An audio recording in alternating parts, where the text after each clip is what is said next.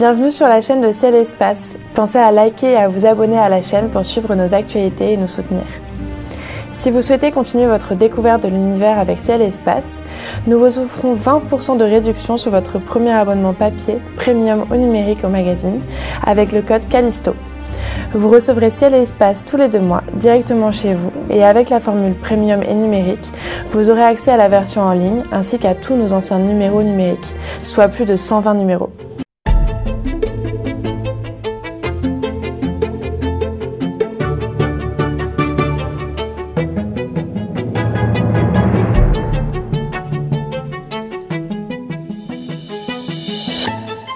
Eh bien, bonjour à toutes et à tous. Bienvenue dans ce grand entretien de Ciel et Espace enregistré en public à la Cité internationale universitaire de Paris, en partenariat avec le Club des chercheurs de la Fondation Victor Lyon, avec le ministère de l'Enseignement supérieur et de la Recherche et avec la ville de Paris. Le tout sous l'égide de l'Association française d'astronomie, dont la revue Ciel et Espace, publiée en juin dernier, un dossier consacré aux trous noirs. Peut-être l'avez-vous vu, l'avez-vous lu, en tout cas vous pourrez le retrouver assez facilement, et qui s'intitulait « Trous noirs et s'ils étaient tout proches ». Et moi ce dossier m'a vraiment totalement fasciné et je suis très heureux de recevoir aujourd'hui Éric Gourgoulon. Bonjour. Bonjour. Bonjour Éric, merci de nous retrouver ici. Vous êtes astrophysicien, directeur de recherche CNRS au LUT de l'Observatoire de Paris. Alors le LUT, ça veut dire Laboratoire Univers et Théorie. Et vous êtes, je dirais, un spécialiste de ce qu'on appelle la matière condensée. Vous étudiez, je dirais, la matière comme la lumière dans des états qui sont des états extrêmement denses sur des objets comme les étoiles à neutrons et les trous noirs. On va en parler. Et aujourd'hui, j'ai envie de vous questionner sur cette sorte j'utiliserai le mot Big Bang assez simplement, mais des observations sur des objets qui sont ces fameux trous noirs et qu'on voit apparaître dans la littérature absolument partout. Alors, dans notre dossier sur Ciel et Espace, on découvrait que dans le chapeau que les trous noirs, écrivait mon confrère David Fossé, pouvaient être tout proches du système solaire, à quelques dizaines d'années-lumière. Que la plupart étaient dormants, c'est-à-dire qu'on ne les voyait pas, ils étaient invisibles, que selon les estimations, environ 100 millions de trous noirs stellaires, c'est-à-dire de masse comparable à plusieurs fois la masse solaire, peupleraient notre galaxie et que 80% d'entre eux seraient isolés. Et déjà ça, c'est quelque chose qui est absolument extraordinaire, c'est une population, une densité d'objets denses, invisibles, par centaines de millions dans notre galaxie. Ça vous surprend ou pas? Non, pas du tout. Cette centaine de millions, en fait, finalement, ça paraît beaucoup, mais si on rapporte au nombre d'étoiles de la galaxie, à savoir 200 milliards, c'est qu'une très faible proportion des objets dans notre galaxie. C'est seulement les étoiles les plus massives qui vont donner des trous noirs. Et donc, quand on estime la population d'étoiles massives dans notre galaxie, sur ces 200 milliards d'étoiles, il y a une petite fraction qui sont très massives, qui font 10 fois, 20 fois, 30 fois la masse du Soleil. Donc celles-ci, on sait très bien qu'elles vont terminer leur vie sous forme de trou noir, en donnant un trou noir, après peut-être une explosion en supernova. Et donc, on peut estimer, c'est pas du tout des observations évidemment, c'est une estimation statistique à partir du nombre d'étoiles massives qu'on connaît aujourd'hui dans notre galaxie, la proportion des étoiles massives. On estime à peu près effectivement quelques dizaines de millions jusqu'à 100 millions de trous noirs aujourd'hui présents dans la galaxie. Et dans ces statistiques, on lisait aussi que, je dirais, en moyenne, il pourrait exister 50 années-lumière de distance entre deux trous noirs. Oui, alors voilà, quand on répartit cette centaine de millions de trous noirs dans la galaxie, quand on est la taille de la galaxie, on arrive à ce nombre à peu près. La distance moyenne entre chaque trou noir serait de 50 années-lumière.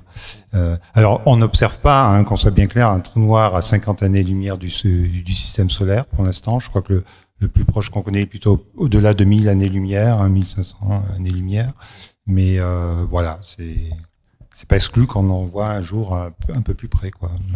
Bon, alors Eric, il faut qu'on passe par un sorte de définition clairement tout à fait, pour savoir de quoi on parle. Je suis théoricien, donc non, bien les définitions. C'est normal. Qu'on sache de quoi on parle. Qu'on sache de quoi on parle. Qu'est-ce qu'on appelle un trou noir? Comment se forme un trou noir? Alors un trou noir, la définition standard, c'est un objet dans l'univers, un endroit dans l'univers d'où la lumière ne s'échappe pas. Donc l'objet est noir, le terme trou noir. Et non seulement la lumière ne s'échappe pas, mais aucune particule, aucune forme de matière, aucun rayonnement ne peut sortir de cet endroit. Et donc la matière ou le rayonnement peut entrer dans le trou noir, mais ne peut jamais en sortir. Donc il y a cet aspect d'irréversibilité. On peut aller dans un sens, mais on ne peut pas sortir. Et ça, c'est en raison de la gravitation, en fait. C'est la force de gravitation qui est responsable de ça. Ce sont donc des prédictions. Au départ, c'était des prédictions théoriques. Il y a eu un pendant newtonien à la fin du XVIIIe siècle. Certains ont parlé d'objets, de corps célestes. Ils n'ont pas prononcé pas le mot trou noir, mais Laplace et Mitchell imaginaient des objets dont la vitesse de libération était plus grande que la vitesse de la lumière. La vitesse de libération, je rappelle, c'est la vitesse qu'il faut donner à une fusée pour s'éloigner indéfiniment de l'objet. Si la vitesse n'est pas suffisante au départ, la fusée ou l'objet qu'on lance en l'air va finir par retomber sur la planète, sur le corps d'où elle est partie. Mais si on dépasse une certaine vitesse, qu'on peut calculer en fonction des caractéristiques de l'objet, alors effectivement on peut s'échapper de l'objet. Ce qui est marrant, c'est que c'est une intuition qui, quand même, vous parliez de Pierre-Simon Laplace, et donc de John Michel, je crois. C'est fin du XVIIIe siècle. C'est fin du XVIIIe. Donc c'était parce qu'à l'époque, on savait déjà que la lumière avait une vitesse finie. On connaît pas la valeur précise. On pensait que c'était plutôt autour de 200 000 km par seconde. La vraie valeur, c'est 300 000 km par seconde. Mais déjà, il y avait cet aspect fini de la vitesse de lumière. Et aussi, à l'époque, on pensait que la lumière était formée de petits grains. C'était la théorie de Newton de la lumière. Et donc, c'était assez logique à l'époque de se dire que ces petits grains étaient peut-être sensibles à la force de gravitation, comme les grains de matière. Et donc, si ces grains de lumière sont sensibles à la gravitation, si le champ gravitationnel est tel que la vitesse de libération est plus grande que la vitesse de lumière, ces objets vont nous apparaître obscurs. Le mot était donc purement newtonien. Purement newtonien. Voilà. Alors, cette définition-là cet aspect-là des trous noirs avait des limites. Et d'ailleurs, on en a discuté un peu à la fin du XVIIIe siècle et pendant tout le XIXe siècle, cet aspect-là a disparu parce que le XIXe siècle, c'est le triomphe de la théorie ondulatoire de la lumière. Et donc, c'était beaucoup moins évident dans l'esprit des gens. Est-ce qu'une onde est sensible au champ gravitationnel ou pas? Alors que des petits grains, ça paraissait plus plausible. Et puis, quand bien même, on aurait encore continué à parler des trous noirs au XIXe siècle. Tout ça, c'était avant la relativité, et c'est pas le concept moderne de trou noir complètement, parce que dans cet aspect des trous noirs newtoniens de Laplace et Mitchell, rien n'interdit de construire, la physique du moins n'interdit pas de construire une superfusée qui irait plus vite que la lumière et qui, elle, pourrait s'échapper de l'objet. Alors, quand la relativité est apparue, la théorie de la relativité, on sait bien qu'on ne peut pas dépasser la vitesse de la lumière. Et donc, on a vraiment un concept de trou noir absolu dans la théorie de la relativité qui fait que rien, ni la lumière, ni une superfusée, tout ce que vous imaginez, la physique vraiment vous interdit de sortir de l'objet, ce qui n'était pas le cas des trous noirs de Laplace et Mitchell. Alors, ce que tout le monde rappelle et qui est fascinant, c'est finalement, ce sont des. Alors, vous parlez d'endroits. Oui, d'endroits. Voilà, d'endroits. C'est marrant parce que pourquoi vous parlez d'endroits et pas d'objets? Parce que souvent on présente les trous noirs comme des objets super denses. D'ailleurs, vous m'avez présenté comme un spécialiste de matière dense. Or, les trous noirs sont très peu denses en fait. Les étoiles neutrons sont très denses, par exemple, mais le trou noir, qui est un aspect plus compact des objets et un stade plus ultime, en fait, toute la matière, les trous noirs se sont formés je parlais des étoiles massives tout à l'heure, donc c'est des étoiles massives en fin de vie, quand elles ont épuisé tout leur combustible nucléaire, le cœur de l'étoile, qui est un cœur de fer essentiellement, s'effondre sur lui-même. Rien ne s'oppose à la gravitation, c'est-à-dire la force d'interaction nucléaire forte entre les noyaux de fer n'est pas suffisante pour s'opposer à la gravitation, donc l'effondrement est complet.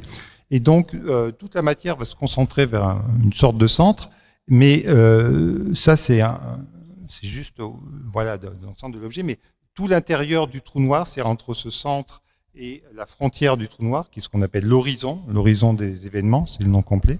Donc cette frontière, ce point de non-retour, Et ben tout ça c'est du vide en fait. Donc c'est pas dense. Donc c'est plutôt un endroit. Moi, il faut le voir plutôt comme un endroit dans l'univers. Un endroit, par exemple, si vous allez vers cet endroit, quand vous traversez l'horizon, vous ne sentez aucune force. C'est pas comme quand vous arrivez sur une planète, et ben vous sentez le sol de la planète. Vous arrivez sur une étoile, vous sentez la surface de l'étoile. Quand vous arrivez sur un trou noir, et ben en fait vous rentrez dedans, c'est un endroit, vous continuez à avancer, voilà. Simplement vous ne pourrez pas faire demi-tour, mais voilà, c'est. Mais il y a bien au centre une. Alors au centre, effectivement, matière. il y a toute la matière qui s'est concentrée là. On a du mal à en parler aujourd'hui en tant qu'astrophysicien parce que on n'a pas de théorie physique satisfaisante pour décrire ce centre.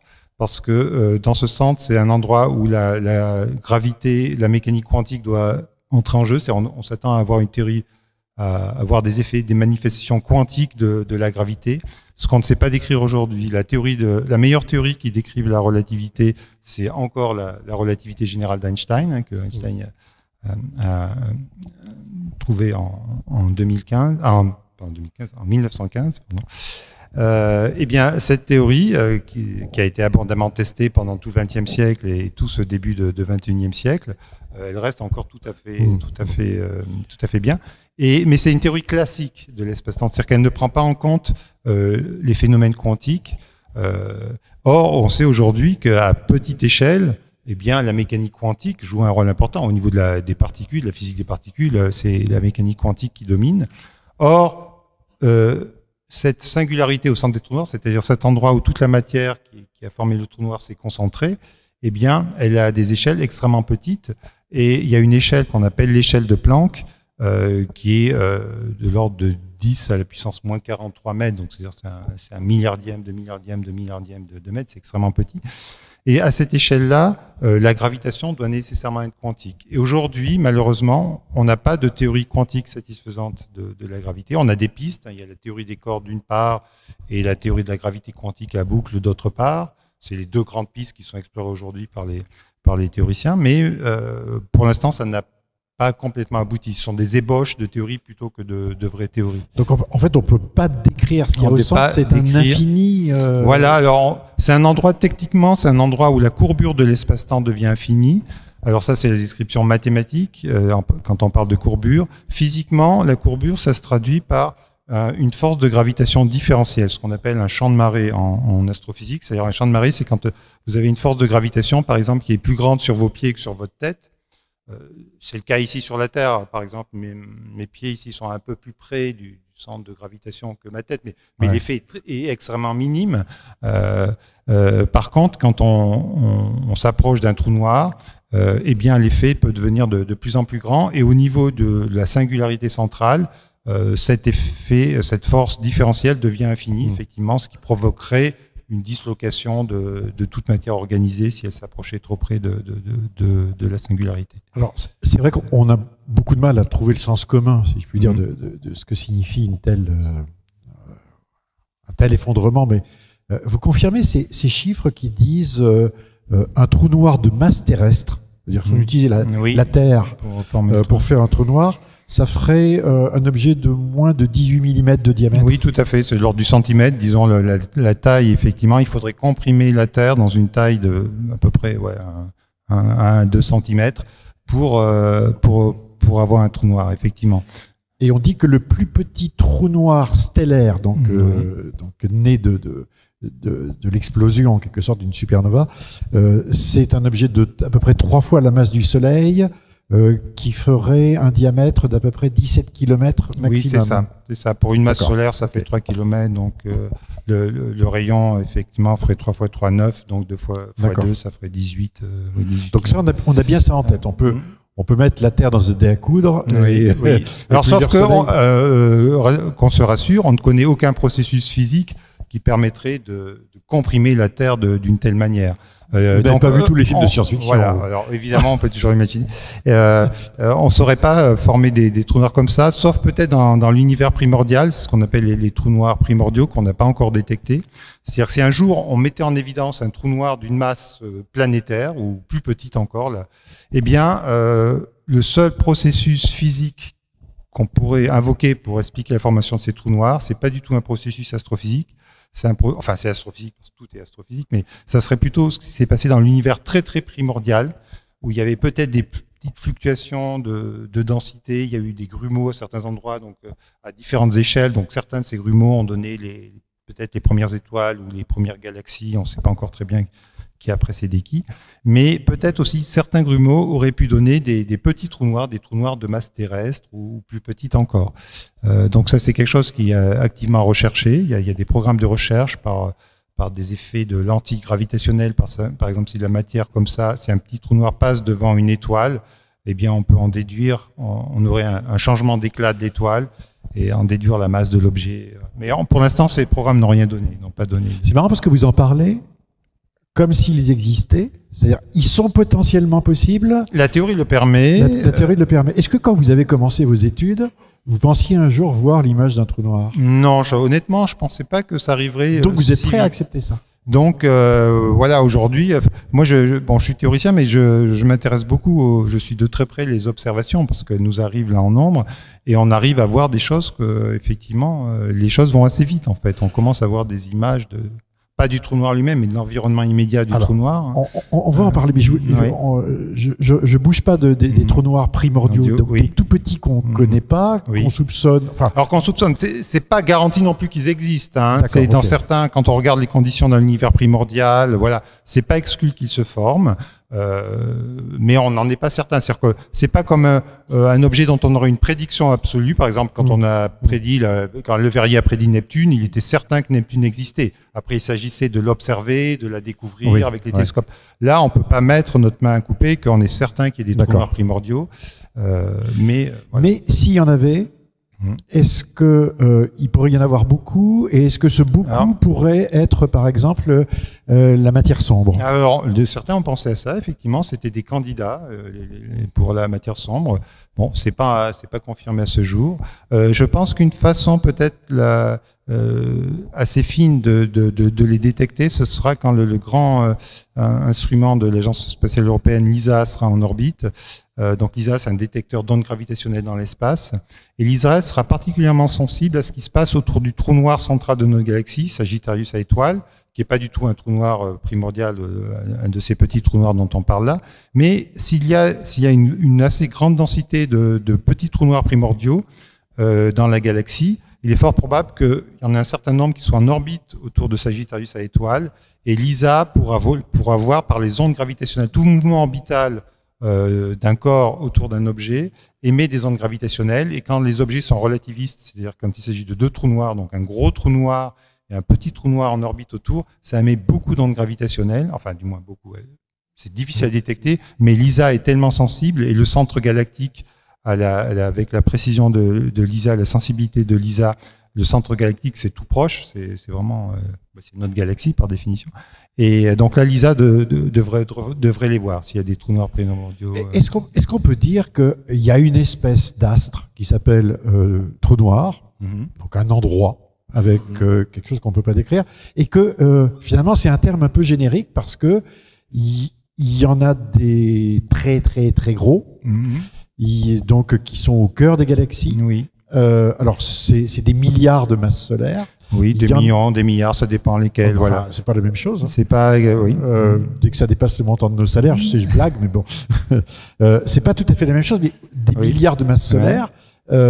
Il y a des trous noirs stellaires, donc là, pour le compte issus d'explosions d'étoiles massives. D'ailleurs, à propos, il faut quelle masse pour faire un trou noir? En général, c'est autour de la limite, se situe autour de 10 masses solaires. C'est-à-dire qu'une étoile massive qui aurait une masse inférieure à 10 masses solaires, elle finira plutôt sa vie sous forme d'étoile à neutrons. Elle va donner une étoile à neutrons, qu'on observera peut-être sous forme de pulsar, par exemple.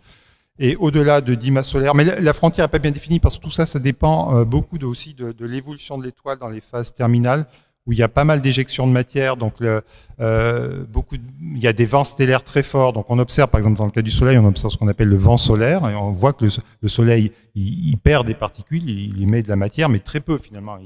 Alors que les étoiles massives, en fin de vie, elles ont des vents stellaires très forts, donc elles peuvent perdre une fraction importante de leur masse Et donc, est-ce que le résidu après donnera un trou noir ou pas? C'est difficile, ça dépend sans doute de la vie des étoiles. Et donc, j'imagine qu'il y a une limite à la masse d'un trou noir stellaire, parce qu'il n'y a pas des étoiles de... Voilà, il n'y a pas des étoiles très très massives, parce qu'au-delà de 100 masses solaires, par exemple, une étoile serait instable, ou même 80 masses solaires. Il y a des mécanismes qui font que on s'attend pas à trouver des étoiles comme ça. C'est des mécanismes de physique assez bien compris.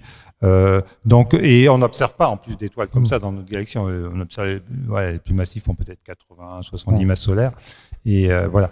Donc des très gros, des moyens, des tout petits. Et j'ai vu en plus dans la littérature que on cherchait aussi des peut-être des intermédiaires. Oui, ce qu'on appelle les trous noirs de masse intermédiaire. Mais c'est quoi? Alors, c'est des trous noirs qui auraient plutôt autour de 1000 à 10 000 masses solaires, donc un peu intermédiaire entre les quelques dizaines de masses solaires des trous noirs stellaires qui sont des restes d'étoiles massives et les trous noirs massifs, donc qui font plutôt du million au milliard de masses solaires qui sont au cœur des galaxies, 1000, 10 000 masses solaires. Ça, c'est quelque chose qui est venu plutôt de l'observation, d'abord parce qu'on a vu des sources très X très brillantes dans certaines galaxies proches de la nôtre. Donc, en général, quand on a une source de rayons X, aujourd'hui, on l'interprète. C'est un peu l'aspect paradoxal d'ailleurs des trous noirs. Quand on voit des sources très brillantes comme les quasars ou les sources X, on est obligé aujourd'hui, dans l'état actuel de nos connaissances, d'invoquer un trou noir pour expliquer une telle luminosité.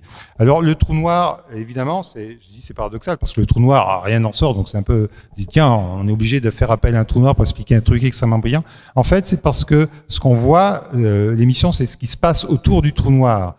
Donc, si le trou noir a un compagnon ou s'il y a de la matière autour du trou noir, cette matière, elle est chauffée par le mouvement orbital. Les vitesses sont des vitesses relativistes. Les vitesses orbitales sont des vitesses proches, enfin une fraction non négligeable de la vitesse de la lumière. Et le fait que les couches les plus proches tournent plus vite que les couches qui vont plus loin, c'est un peu les lois de Kepler, hein, plus on est près d'un corps massif et plus on tourne vite, eh bien ça fait une rotation différentielle, c'est-à-dire qu'il y a les couches de matière vont avoir du frottement les unes sur les autres, puisque celles qui sont plus près tournent plus vite, et donc il y a un échauffement par frottement de la matière essentiellement, et ça provoque une émission, et une émission qui peut être vraiment très intense, et qui peut se situer donc la température par exemple peut être très élevée, et l'émission du coup se fait plutôt dans le domaine des rayons X, c'est des très hautes températures.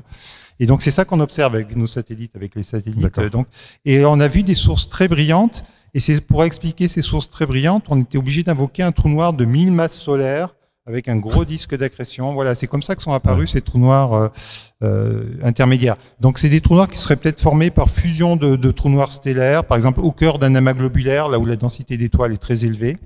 Donc les amas globulaires sont des amas d'étoiles d'1 million d'étoiles, hein, par exemple.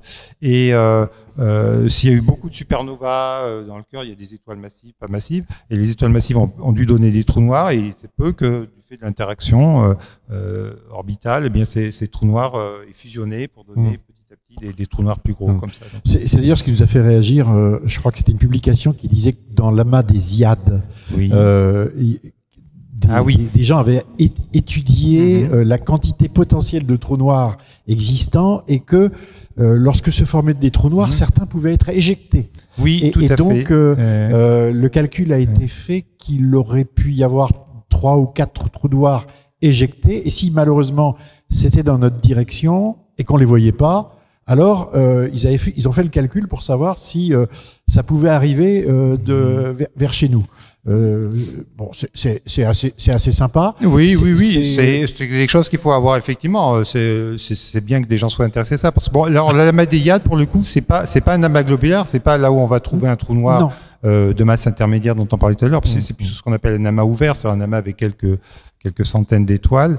Et donc, dans ces centaines d'étoiles, ou peut-être quelques milliers même, il y a nécessairement des étoiles massives. Et donc, certaines ont fini leur vie déjà et ont donné des trous noirs. Donc, il y a certainement pas mal de trous noirs dans cet amas. Et quand une étoile, il y a cette phase de supernova. Donc, pourquoi il y a une phase de supernova? C'est quand ce cœur de fer dont je parlais tout à l'heure, là, s'effondre sous l'effet de sa propre gravitation, eh bien, à un moment donné, l'effondrement peut être ralenti quand même par la force. Quand les noyaux de fer vont entrer en contact les uns avec les autres, ça va provoquer un freinage de l'effondrement, voire un arrêt total si la force de gravitation n'est pas trop forte, c'est-à-dire si la masse du cœur de fer n'est pas trop grande. Et à ce moment-là, on atteint l'état de matière neutronique, donc on aurait une étoile neutron. Et donc cet arrêt brutal de l'effondrement, ça va provoquer un rebond des couches externes qui sont pas du fer, qui sont des éléments plus légers, qui continuent de tomber. Et bien tout d'un coup, au centre, ça s'arrête ou ça ralentit fortement. Et donc, il y a un effet de rebond. C'est l'effet de rebond qui provoque la supernova. C'est pour ça que donc on a ce phénomène de supernova. Mais si le cœur de fer est suffisamment massif, en fait, l'effondrement va reprendre et aller jusqu'à un effondrement complet, donc donner un trou noir. Éric Gourgoulon, l'actualité, c'est la quantité d'observations absolument incroyable dont vous bénéficiez aujourd'hui à travers des grands télescopes spatiaux, à travers les détecteurs d'ondes gravitationnelles. Je voulais démarrer par les observations du JWST que beaucoup de monde attendait, et en particulier des galaxies primordiales, donc celles qui sont très très proches du Big Bang, où on a découvert une quantité absolument incroyable. Il y en a peut-être même partout de trous noirs hypermassifs dans les premières galaxies. Oui. Alors, qu'est-ce que ça vous suggère? Comment vous avez réagi en apprenant ça? Est-ce que les trous noirs sont aux galaxies ce que les noyaux sont aux abricots? Eh ben effectivement. Oui, est-ce que c'est le point de départ de formation des galaxies ou pas? C'est vraiment un sujet d'étude de recherche actuelle, ça, l'origine des premières galaxies et des trous noirs. Parce qu'aujourd'hui, on a l'impression que toutes les galaxies massives, comme la nôtre, les galaxies assez importantes, abritent un trou noir massif en leur sein. Donc la question effectivement naturelle, c'est est-ce que le trou noir s'est formé avant la galaxie ou la galaxie s'est formée d'abord et ensuite il y a eu des effondrements au cœur qui ont donné naissance au trou noir. Et aujourd'hui, ce qu'on observe justement avec le James Webb, c'est que plus on regarde tôt dans dans l'histoire de l'univers, et plus on voit ces trous noirs très massifs déjà formés très tôt. Et ça, c'est un mystère. C'est le mystère s'épaissit en quelque sorte. Là, c'est quand même un mystère. On a du mal à expliquer par les processus qu'on imaginait, par exemple de fusion de trous noirs plus petits, à expliquer la formation d'un trou noir si massif si tôt dans l'histoire de l'univers. Vous avez une hypothèse? Non, moi c'est pas du tout mon sujet de recherche d'expliquer cette formation de trous noirs. En tout cas, c'est une découverte assez inattendue. On s'attendait pas à voir des trous noirs si massifs. Encore une fois, ces trous noirs, on les voit par leur luminosité. Hein. C'est le phénomène d'émission. Je disais que c'est en rayon X, mais c'est aussi, surtout pour les trous noirs massifs, ça peut être à des températures plus basses. Donc là, c'est plutôt dans le domaine de l'infrarouge qu'on voit ça. C'est des sources très brillantes. En plus, il y a le décalage dû à l'expansion de l'univers qui fait que c'est plutôt dans le domaine du spectre accessible avec le James Webb. Donc ce qu'on voit, c'est des points très lumineux qu'on interprète comme étant de l'accrétion sur un trou noir. Donc on voit pas le trou noir, c'est vraiment trop loin, c'est des objets, on voit que quelques pixels, hein, c'est pas des images très très fines. Mais bon, quand même, c'est quand même énorme que le James Webb arrive à voir ça. Et donc on interprète ces objets très lumineux comme étant des trous noirs supermassifs. On arrive même à estimer à partir de la luminosité la masse du trou noir. C'est comme ça qu'on a vu que c'était des trous noirs qui font quelques milliards de masses solaires, donc des trous noirs très massifs, très tôt dans l'histoire de l'univers. Donc des trous noirs qui sont sans doute dans leur formation passés par quelque chose qui n'a rien à voir avec des étoiles primitives. Ah non, certainement pas. Ils sont beaucoup trop massifs. Donc c'est sans doute des grumeaux de matière de plusieurs milliards de masses solaires, mais bon, on s'attendait pas. Non, je crois que c'est vraiment un problème aujourd'hui d'expliquer ça. Bon, les observations vont s'accumuler, on va avoir plus de statistiques, hein, donc ça va être intéressant pour les gens d'expliquer ça. Mais on a l'impression que plus on regarde loin dans le passé, c'est-à-dire loin dans l'espace, mais donc loin dans le passé, hein, c'est-à-dire plus on s'approche du Big Bang par l'observation, et bien plus on voit des structures organisées comme des galaxies, des trous noirs massifs. Et donc ça, c'est un peu une surprise, voilà. Alors, autres observations très intéressantes qui sont rapportées, satellite astrométrique, Gaia, donc, qui lui est le successeur d'Hipparcos, qui essaie de positionner les étoiles en vitesse, dans toutes leurs composantes, en quelque sorte. De faire vraiment une description de la galaxie proche.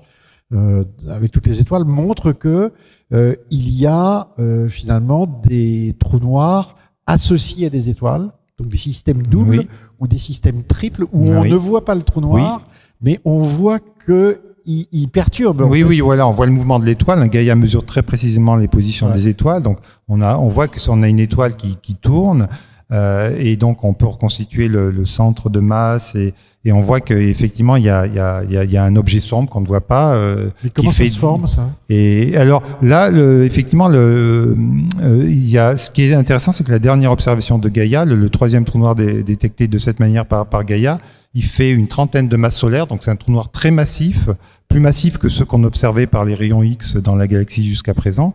Et ça, c'est intéressant parce que ça corrobore ce qu'on avait déjà vu avec les ondes gravitationnelles, les trous noirs qu'on a détectés par ondes gravitationnelles avec LIGO et Virgo, donc les fusions de trous noirs qu'on voit très loin dans l'univers par les ondes d'espace-temps qu'elles génèrent, ces fusions. Eh bien, là, c'était une grosse surprise parce qu'on a détecté des trous noirs de 40, 50, 60 masses solaires. Et on s'attendait pas à ça, parce que par l'évolution stellaire, on pensait que les trous noirs et ceux qu'on connaissait déjà dans nos galaxies faisaient plutôt autour de grand maximum 20 masses solaires.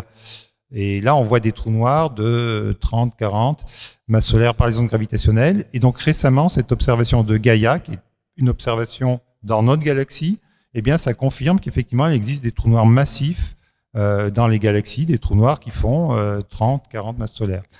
Alors aujourd'hui, on les interprète comme étant issus sans doute de la fusion de deux trous noirs stellaires, disons de 1, de 20 et 10 masses solaires, ou 3 de 10.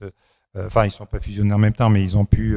Il y a une fusion hiérarchique. Encore une fois, peut-être au cœur des amas globulaires ou des. Les trous noirs sont cannibales. Voilà, les trous noirs sont cannibales. Deux trous noirs qui se rencontrent, ça va donner un trou noir plus gros. Effectivement, ils s'attirent. Ils s'attirent, oui, voilà. Et donc c'est oui. Et c'est comme ça qu'on les détecte. Oui, parce que ça émet beaucoup d'ondes. C'est-à-dire que là, sont des. Et on peut voir déjà le trou noir lui-même comme c'est une région de l'espace-temps, encore comme je disais.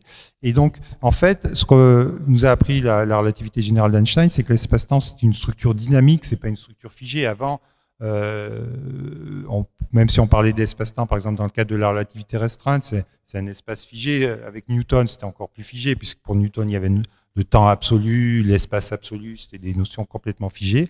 Avec la relativité générale, l'espace c'est d'abord, et avec la relativité, déjà, l'espace s'est mélangé au temps.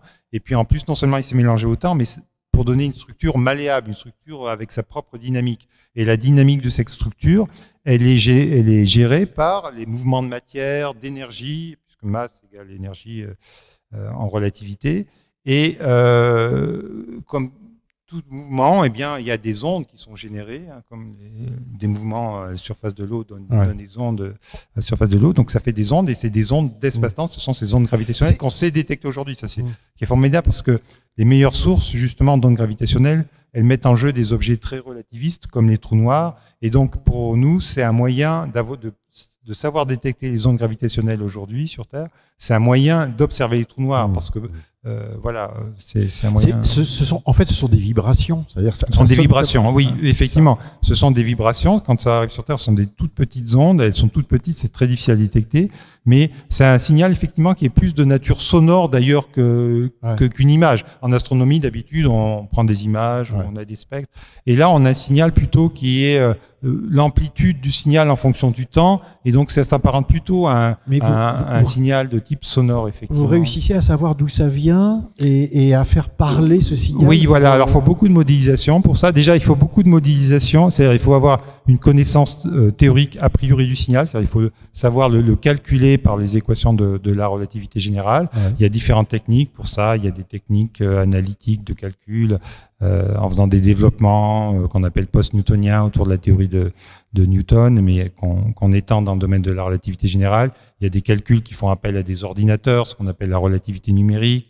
Voilà, il y a différentes techniques de calcul. Et en mariant toutes ces techniques, on arrive à avoir une connaissance, effectivement, à simuler, à dire, voilà, si j'ai un trou noir de 10 masses solaires qui fusionne avec un trou noir de 20 masses solaires, ça va me donner tel type de signal en ondes gravitationnelles.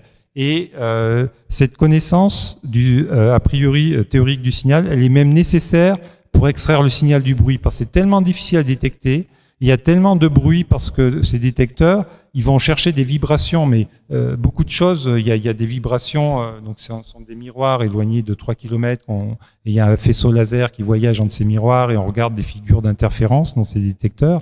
Mais il y a plein de raisons pour lesquelles ces miroirs peuvent vibrer, la distance peut changer, et des raisons vraiment terre à terre. Il y a le bruit sismique, voilà. Et donc c'est très très difficile à détecter.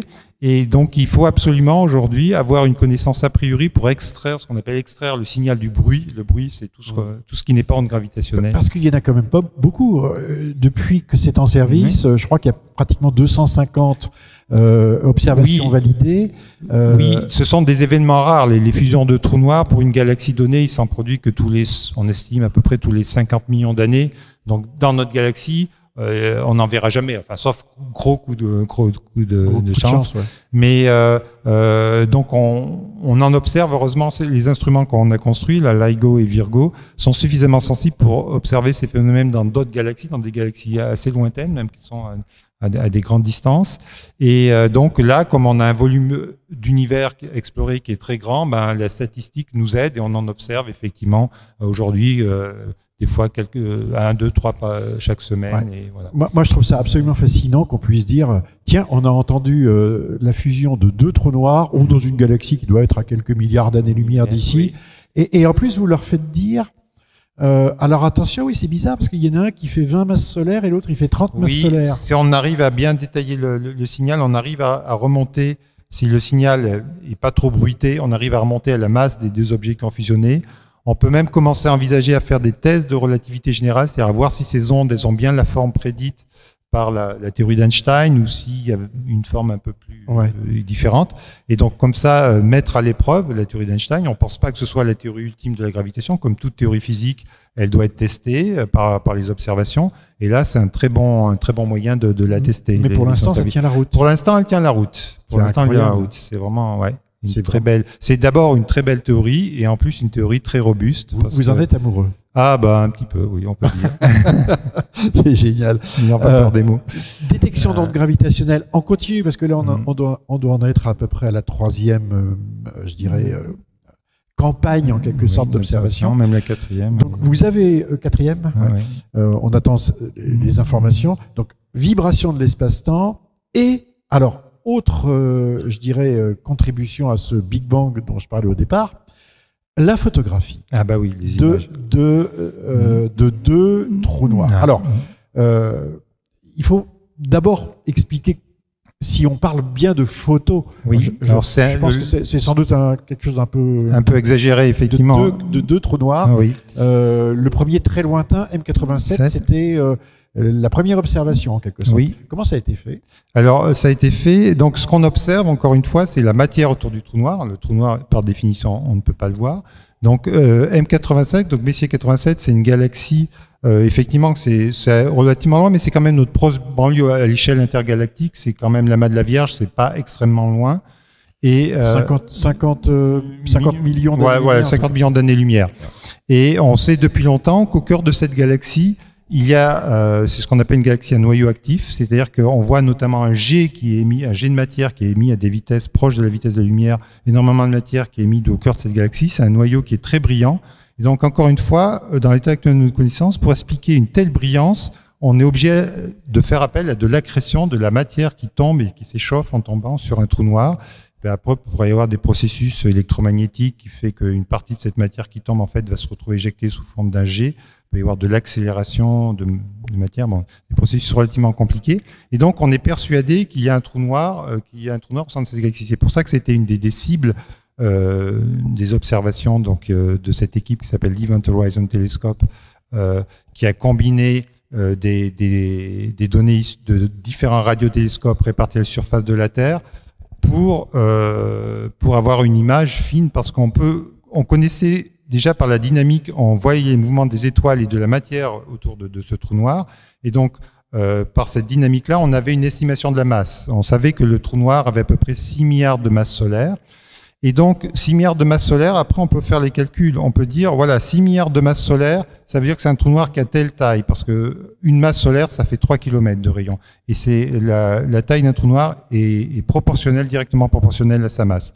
Donc on avait une idée de la taille. On dit si on met ça maintenant à 50 millions d'années-lumière, qui est la distance de cette galaxie, eh bien ça doit faire un trou noir qui va faire seulement quelques secondes d'arc, quelques microsecondes d'arc, donc millionièmes de seconde d'arc en taille apparente dans le ciel. C'est-à-dire que la matière qui va être autour, si on voulait la voir, il faut avoir un pouvoir de résolution qui est de l'ordre du millionième de la seconde d'arc. Donc c'est extrêmement petit. Pour donner une idée, peut-être, c'est que le Hubble Space Telescope, le télescope spatial Hubble, son pouvoir de résolution, c'est le 10e de seconde d'arc.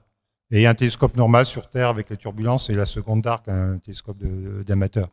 Et donc là, on pourrait se dire, mais c'est même pas la peine d'y penser. Le millionième, on n'y arrivera jamais. Si Hubble, il peut pas faire mieux qu'un 10e, le millionième, oublié. Eh ben en fait non, parce que les gens se sont rendus compte que ce qui donne le pouvoir de résolution d'un télescope, c'est son diamètre.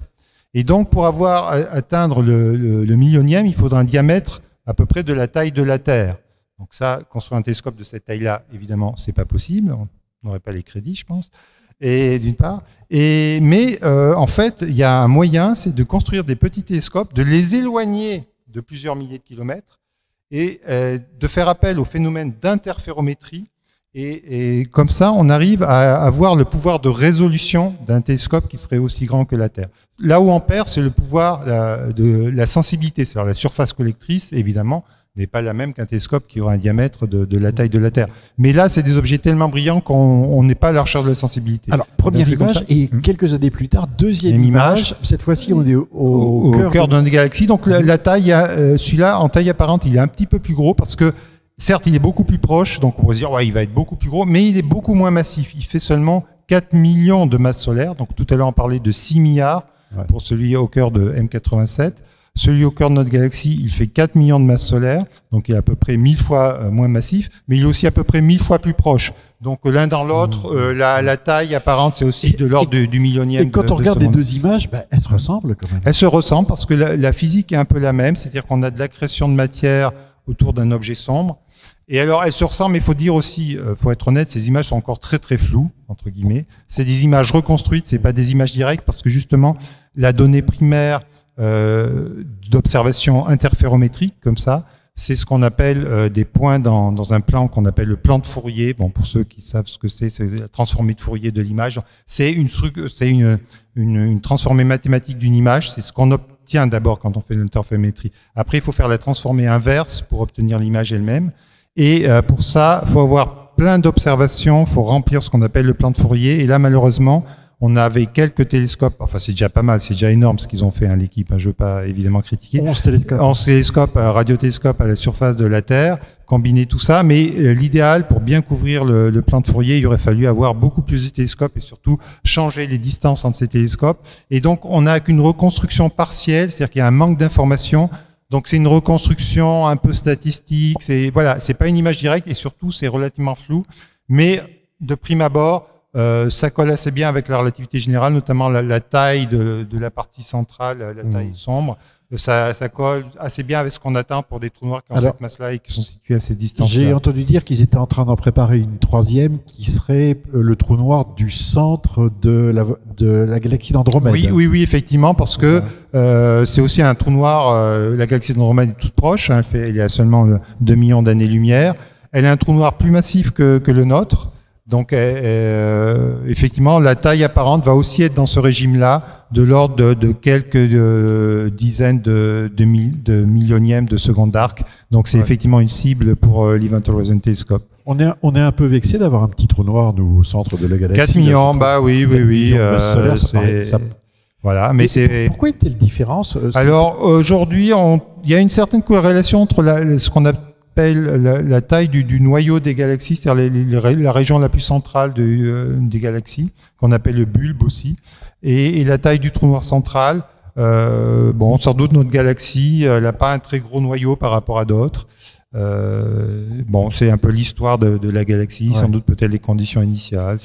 Mais bon, on a d'autres candidats trous noirs qui sont aussi dans cette gamme-là du million de masse solaire et pas du milliard. D'accord. On n'est pas les seuls. On n'est pas les seuls. Vous me rassurez. Et évidemment, je dirais, c'est la question que je pose aux théoriciens. Il y a le trou noir fait beaucoup fantasmer. C'est une machine à fantasmes parce que c'est que des infinis, c'est divisé par zéro. Enfin, on a plein de choses qui on n'arrive pas à imaginer. Et d'ailleurs, c'est très compliqué d'imaginer l'espace-temps. Franchement, moi, je vois bien l'espace, je vois bien le temps, mais l'espace-temps au quotidien. Oui, le mélange des deux, c'est effectivement quelque chose qu'on a dû. Parce que nos sens, en fait, le problème, c'est que nos sens sont pas sensibles aux manifestations, surtout sur l'aspect temps. En fait, on a l'impression que le temps s'écoule uniformément. L'espace, on voit qu'on peut bouger dans l'espace, que bon. Mais ce qui est plus troublant dans la relativité, c'est tous les effets de dilatation temporelle, le fait que le temps ne s'écoule pas de la même manière, suivant la vitesse à laquelle on va, suivant si on est proche d'un corps gravitationnel ou si on s'en éloigne. Mais donc, au niveau de la Terre, ce sont des effets qui sont minimes, qui ont été mesurés, donc c'est confirmé. L'effet de dilatation temporelle, notamment, on l'a confirmé avec des horloges atomiques qui sont des dispositifs extrêmement précis. On s'est aperçu que des horloges atomiques de même fabrication, si on en laisse quelques-unes au sol et qu'on en met d'autres dans un avion, celles qui vont aller dans l'avion, quand l'avion atterrit et qu'on compare avec celles qui sont restées au sol, eh bien, elles vont avoir vieilli plus vite, de quelques nanosecondes, donc c'est très très peu. Donc c'est pour ça que nos sens n'y sont pas sensibles. On n'a pas l'impression que les gens qui prennent souvent l'avion ou les cosmonautes vont vieillir plus vite. Non, mais l'effet, ça confirme la relativité. Et donc quand on extrapole cet effet à ce qui se passe au voisinage des trous noirs, là l'effet se mesure pas en nanosecondes, mais peut se mesurer en années. Voilà. Et vous laissez supposer que votre tête vieillit plus vite que vos pieds. Voilà, par exemple. Oui. C'est ça. Oui, c'est ça. Effectivement. Non, mais on peut y aller. Oui. Et ce que nous a montré, pour le compte, la science-fiction, et ça nous a réconcilié avec cette. Bon, tout le monde connaît le film Interstellar, où l'effet de dilatation temporelle est très marqué, effectivement. C'est moins et alors, Interstellar, ça a été fait d'après les calculs, vraiment de la relativité générale, puisqu'il y avait Kip Thorne qui était conseiller scientifique sur le film, et Kip Thorne, c'est un prix Nobel de physique, spécialiste de la relativité générale et des trous noirs. Et donc, il a pris un trou noir qui avait la bonne dimension pour avoir ces effets-là, la bonne taille, des planètes qui sont sur des orbites comme il faut. Voilà, tout est dans Interstellar. C'est un film certes hollywoodien, mais tout est vraiment relativement réaliste. C'est effectivement ce qui se passerait si on s'approchait d'un. Le plus fascinant pour le théoricien, c'est donc en approche très très proche du trou noir, si je puis dire, où là finalement dans cette espèce d'horizon des événements, en tout cas là où les photons s'apprêtent à disparaître, les vitesses sont très proches de celles de la lumière.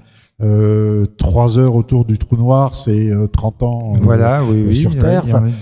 On voit tout exacerbé, quoi. Oui, tout est effectivement. Et ça, encore une fois, c'est parce que c'est vraiment la théorie qui prédit ça. C'est quelque chose qu'on mesure, alors pas de manière aussi dramatique, enfin aussi fantastique que dans le film, parce qu'on n'a pas encore envoyé des astronautes si proches d'un trou noir. Mais ce qu'on voit, par exemple, on voit des raies spectrales, on voit de la matière très proche aujourd'hui des trous noirs orbités.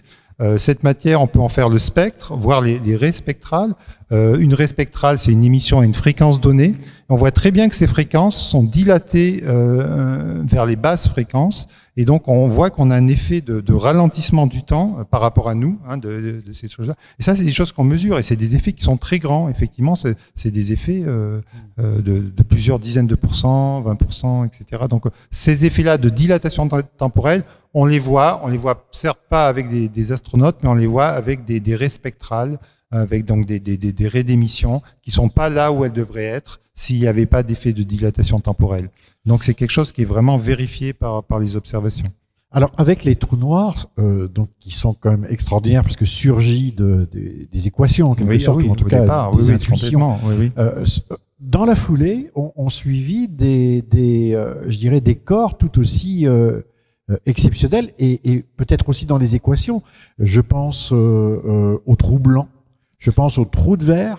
Alors le trou blanc, il y a un très bon bouquin, je crois, de Carlo Rovelli, qui dit il existe ce qu'il appelle d'ailleurs des fontaines blanches. C'est-à-dire c'est l'inverse du trou noir. C'est-à-dire dans le trou noir on tombe, dans le trou blanc on peut pas s'en approcher. On peut pas. C'est un peu l'inverse. Et donc c'est effectivement. Alors qu'est-ce que le théoricien pense ? D'un point de vue théorique, ce qu'il faut bien être clair là-dessus, c'est tous les deux sont des objets de la relativité générale, notamment c'est des objets qui existent en tant que solution des équations d'Einstein. Par contre, il y a une grande différence, c'est que le trou noir, on a des scénarios physiques de formation, des scénarios astrophysiques, l'effondrement gravitationnel d'une étoile, voilà. Et alors que pour les trous blancs, on n'a pas de scénario, astrophysique de formation. Il y a certaines ébauches de théorie quantique, dont la gravité quantique à boucle, sur laquelle travaille beaucoup Carlo Rovelli, donc qui prédisent lors de l'évaporation, donc il y a un phénomène quantique, l'évaporation de Hawking des trous noirs, qu'un trou noir va finir sa vie sous forme plutôt de trou blanc, enfin plutôt ce qui reste à la fin, au niveau de la singularité centrale, va peut-être faire apparaître un trou blanc. C'est des ébauches de calcul, mais c'est pas du tout quelque chose d'établi aujourd'hui. Donc l'idée, c'est une inversion, c'est-à-dire que le trou noir pourrait s'évaporer, comme vous dites. Oui, alors, et puis la matière ressortir. C'est quand au départ, pendant toute son évaporation, on est dans un régime semi-classique où ça reste un trou noir, mais à la toute fin, quand la taille de l'objet, parce que quand le trou noir s'évapore, sa taille diminue, en fait, sa masse diminue, mais aussi sa taille diminue. Et quand on atteint l'échelle de Planck, ou peut-être des échelles un peu plus grandes, mais des échelles où la gravité quantique devient importante, à ce moment-là, se produit des choses qui sont pas du tout compatibles avec, par exemple, la relativité générale standard ou des théories classiques de la gravitation. Là, il peut se produire peut-être, c'est encore une fois parce que je mets peut-être et des guillemets parce que tout ça, ce sont des prédictions de théories qui ne sont pas des théories achevées, qui n'ont pas un pouvoir prédictif très grand. Ce sont un peu des idées. Après, peut-être on fait des petits calculs d'ordre de grandeur, des choses comme ça. Mais qu'on soit bien clair, on n'a pas encore à ce jour de théorie quantique de la gravitation. Contrairement à la théorie classique qui est la relativité générale, qui est une vraie théorie qui fait des prédictions et on peut tester ces prédictions. Là, aujourd'hui, on a plutôt des pistes, on a la théorie des cordes, on a cette théorie quantique. Mais si vous cherchez, c'est que ça vous pose des problèmes quand même. Oui, parce qu'on aimerait bien avoir une description un peu unifiée de l'univers, une description complète. On sait qu'on a la mécanique quantique qui marche très bien, qui a été très bien testée au niveau de l'échelle des particules. Et on sait que dans les régions centrales des trous noirs, on va avoir cette zone où la courbure est très grande, cette zone très petite, et donc qui nécessite une description quantique sans doute. Et donc, effectivement, c'est aussi un processus général d'unification des lois physiques. La physique est souvent procédée par unification. Par exemple, l'électromagnétisme, c'est l'unification de l'électricité et du magnétisme. Enfin, il y a toujours plein d'exemples comme ça. Et donc, on a l'impression de mieux comprendre quand on a unifié les choses, quand on a un cadre commun pour décrire les choses. Et donc, on aimerait bien avoir un cadre, pour décrire l'espace-temps quantique. Voilà. Et vous pensez que c'est là où la matière est la plus condensée, la plus torturée en quelque sorte, encore une fois, je vais peut-être, mais encore une fois, c'est des choses que j'aimerais bien revenir sur cet aspect aussi d'aspect matière condensée, des choses comme ça, parce que donc dans le processus astrophysique de formation d'un trou noir, certes, c'est une étoile massive, le cœur d'une étoile massive, donc de la matière qui va donner naissance au trou noir. Mais d'après les équations de la relativité générale d'Einstein, on n'a pas besoin de matière pour former un trou noir, en fait. On peut tout à fait former un trou noir à partir d'ondes gravitationnelles, par exemple. On peut imaginer, alors c'est une expérience, ce que les physiciens aiment bien faire, des expériences de pensée. On dit une expérience jouée, on dit aussi. Donc c'est une expérience fictive. On imagine un univers où il n'y ait aucune matière. Un univers vide, totalement vide, mais simplement on a cet univers il vibre, on a des ondes gravitationnelles, donc pas besoin de matière pour ça. Et si on choisit bien les conditions initiales, on peut choisir ces ondes gravitationnelles, un paquet d'ondes gravitationnelles qui vont se rapprocher. Donc on imagine des ondes comme ça qui se rapprochent. Et si on choisit bien les conditions, à un moment donné, on va rentrer dans un régime dit non linéaire où ces ondes vont s'accumuler, elles vont avoir une amplitude de plus en plus grande. Et à la fin, on va former un trou noir. Donc on va rentrer dans un régime non linéaire de la gravitation. Et les équations d'Einstein vous disent que nécessairement, un trou noir va apparaître avec une singularité au centre. Et là, on aura formé un trou noir sans aucune matière. Donc, vous voyez que la matière n'est pas nécessaire. C'est la gravitation elle-même, en fait. C'est ce qu'on appelle la non-linéarité des équations d'Einstein. Eh bien, elle peut faire apparaître des trous noirs. Ça serait pas possible, par exemple, ça, dans la théorie de Newton de la gravitation. La théorie de Newton est ce qu'on appelle une théorie linéaire de la gravitation. C'est-à-dire que sans matière, vous n'avez pas de gravité. C'est très clair dans l'équation, qui est l'équation de Poisson qui régit la théorie de Newton. On voit très bien que si on met pas de source de matière, le champ gravitationnel, il n'existe pas. On sent pas la gravité. Dans la théorie d'Einstein, il n'y a pas besoin de matière comme source de la gravité. Voilà, c'est une théorie. Et donc, on peut, donc l'aspect, est-ce que dans la singularité, c'est la matière qui reste? Pas nécessairement. Hein, voilà, c'est des choses. Bon. Et cette question, qui est une question qui revient souvent, mais c'est quoi cette singularité? Est-ce que c'est le reste de la matière, tout ça? Eh bien, on ne pourrait y répondre malheureusement que quand on aura une théorie satisfaisante de la gravitation quantique, ce qu'on n'a pas encore à ce jour. Donc, on peut faire des spéculations, ça tombe bien, parce que c'était presque ma dernière question. C'est et c'était que vous reste-t-il à découvrir? Vous avez 1 minute. Ah, ouais. Donc, on aimerait bien effectivement avoir cette compréhension fine effectivement de la nature quantique de l'espace-temps. Il y a des choses qu'on commence à voir apparaître. Par exemple, il y a ce qu'on appelle l'entropie des trous noirs. On s'est aperçu que les trous noirs avaient une thermodynamique, par exemple, depuis les années 70. Donc il y a des processus irréversibles et un aspect donc d'entropie qui augmente, mais on n'a pas d'explication sur la nature microscopique de cette entropie. Et ça, c'est des choses qu'on aimerait comprendre. Et là, on ne saura. La réponse finale ne viendra aussi de cette théorie quantique de la gravitation. C'est marrant parce que vous êtes, Eric, un théoricien. Oui.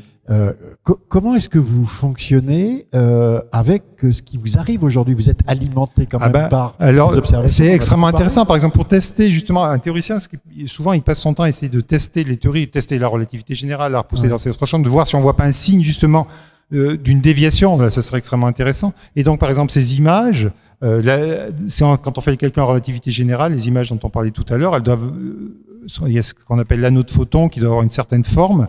Alors, les images sont trop floues aujourd'hui pour faire des tests fins, mais ce qu'on espère, c'est que comme c'est toujours en astronomie, c'est les toutes premières images. Donc, évidemment, dans le futur, on aura des images meilleures. On parle même aujourd'hui de mettre des radiotélescopes. Il y a un projet pour mettre des radiotélescopes en orbite, donc avoir encore des distances plus grandes entre les télescopes, et comme ça avoir des images plus fines, puisqu'encore une fois, la finesse de l'image, elle est liée à la taille de l'instrument. Donc, si on met des radiotélescopes en orbite ou sur la Lune, par exemple, on aura des images encore plus fines. Et donc, dans le futur, on espère vraiment avoir des images un peu comme celles qu'on voit là dans le magazine, des images très fines. Et là, la forme précise, c'est lié à la théorie à la forme de l'espace-temps, en fait, puisque ces images, c'est des photons qui ont des trajectoires. Si je peux montrer, peut-être, je sais pas si, par exemple, sur cette image-là, on voit une image, on voit l'image primaire du disque d'accrétion, mais on voit aussi une image secondaire. Ce petit arc-là, c'est des photons qui ont été émis, qui ont fait une fois le tour du trou noir avant de nous parvenir. Et donc, ils ont beaucoup voyagé autour du trou noir. Certains ont fait plusieurs fois le tour. Je parlais de l'image fine ici. Oui, et donc, ça, on ne l'observe pas encore. Mais quand on l'observera, eh bien, la forme précise de cette partie, ça dépend très peu finalement de ce qui se passe, de la physique plus ou moins compliquée, de la turbulence là, qui peut fausser l'image. Là, ça dépend essentiellement de la géométrie de l'espace-temps autour de l'objet. Et donc, c'est très riche d'enseignements. Donc, pour un théoricien, avoir des images fines, si on les a un jour, enfin j'espère le plus tôt possible, eh bien, on pourra contraindre l'espace-temps autour de ces objets, vérifier si c'est bien le trou noir standard de la relativité générale, parce que c'est aussi un des très beaux résultats de la relativité générale, c'est qu'il y a le théorème d'unicité des trous noirs, ou aussi ce qu'on appelle le théorème d'absence de chevelure, c'est-à-dire qu'on dit qu'un trou noir n'a pas de cheveux, c'est-à-dire que toutes les solutions de trous noirs sont décrites par seulement 2 nombres, la masse et le moment cinétique de l'objet central. Et donc, on n'a pas une grande variété, en fait, de trous noirs, contrairement aux planètes, aux étoiles, où il y a une variété. C'est leur mouvement et leur masse. Et leur mouvement et leur masse, voilà. Ouais. Et donc, c'est la solution de Kerr, des équations d'Einstein, qui a été trouvée par Roy Kerr en 1963, donc c'est très ancien maintenant. Et donc, d'après un théorème qui a été démontré dans les années 70 par notamment Brandon Carter, Stephen Hawking, d'après ce théorème d'unicité, tous les trous noirs stationnaires dans l'univers, tous les trous noirs en équilibre, doivent être décrits par cette solution de Kerr. Il n'y a pas 36 sortes de trous noirs. Et donc, on peut, et pour la solution de Kerr, la forme de ce petit arc ici, elle est très précise. Voilà, on peut la calculer, ce qu'on fait dans notre groupe, par exemple. Eh bien, si on voit une forme qui dévie de ça, on pourrait se dire « Ah, ce n'est pas un trou noir de Kerr ». Alors, est-ce que c'est un trou noir ou est-ce que c'est un objet plus exotique? Est-ce que c'est un trou noir, mais dans une théorie de la gravité qui n'est pas la relativité générale? On commence à voir une déviation à la relativité générale. Voilà, donc ça, c'est des questions qui sont extrêmement intéressantes. Et j'espère qu'on aura des images précises. Oui. Et moi, je note la façon dont vous êtes excité d'en parler, parce que j'ai l'impression que vous attendez aussi. Oui, on attend ça aussi par les ondes gravitationnelles. Par exemple, ces formes d'ondes qu'on observe aujourd'hui qui sont très bruitées, donc c'est les toutes premières ondes qu'on voit. Si un jour on a des formes très fines, et ça, pareil, l'ISA va peut-être nous apporter ça. Alors là aussi, c'est très riche d'enseignements sur la structure de l'espace-temps, et si la gravité n'est pas décrite par la relativité générale, les ondes vont être différentes, et ça, on pourra le mettre en évidence. Donc, tous ces canaux d'observation, là, les ondes électromagnétiques avec l'Event Horizon Telescope, les ondes gravitationnelles avec LIGO, Virgo, et dans le futur LISA, et même sur Terre, il y aura ce qu'on appelle l'Einstein Telescope. Il y a un projet européen pour avoir un interféromètre encore meilleur que Virgo. Il y a un projet américain aussi aux États-Unis. Donc voilà, il y a plein de projets en cours pour avoir une finesse d'observation plus grande. Et là, c'est extrêmement intéressant, effectivement, pour la gravité, la théorie des trous noirs. Et tout ça. Je vais citer, si vous le permettez, Stephen Hawking pour terminer. Je crois que c'était dans son livre intitulé Trous noirs et bébé univers. Il disait, mon message ici et maintenant, c'est que les trous noirs ne sont pas aussi noirs qu'on les dépeint. Ce ne sont pas les prisons éternelles qu'on a décrites. Des choses peuvent sortir d'un trou noir, de notre univers, et peut-être dans d'autres. Donc, si vous sentez que vous êtes dans un trou noir, ne perdez pas espoir. Il y a un moyen de s'en sortir. Oui. Merci. Alors, peut-être pas en entier, mais certaines particules.